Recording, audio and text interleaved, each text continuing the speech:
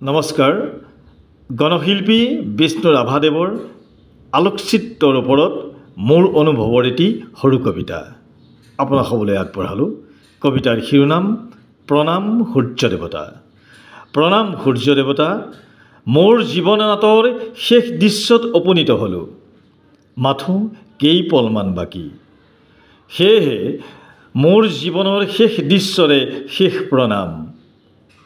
উপজিয়েই সাৱটিছিলোঁ তোমাৰ আলোকৰে আগুৱাই গৈছিলোঁ জীৱন ৰথৰ চকৰিত। ঘাট প্ৰতিঘাত নানান ৰঙৰ ধেমালিৰ তুমিয়েই আছিলা সাক্ষী। ডাঙৰ হ'লোঁ, বুজা হ'লোঁ, আইৰ পিতাইৰ সংস্কাৰী মালা পিন্ধি লুইতৰ দুয়োপাৰে জাতি ধৰ্ম নিৰ্বিশেষে আই অসমীৰ মান উজ্বলাই গাইছিলোঁ জীৱন জোৰা গান, ঐক্য শান্তিৰ প্ৰগতিৰ গান।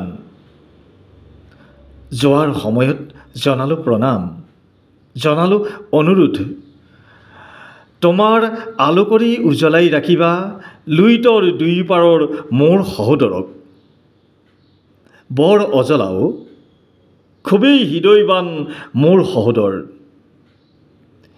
হে সূৰ্য দেৱতা, তোমাৰ আলোকতে কৌটি কৌটি বছৰ জীয়াই থাকিবলৈ মন আছিল জানা, কিন্তু নিয়তিৰ বিধান চিৰন্তন সত্য।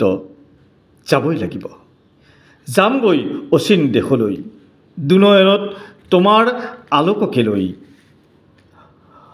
অপৰাধ ক্ষমিবা, যাত্ৰাত আশীৰ্বাদ কৰিবা, মোৰ সহোদৰক তোমাৰ আলোকৰে উজ্বলাই ৰাখিবা।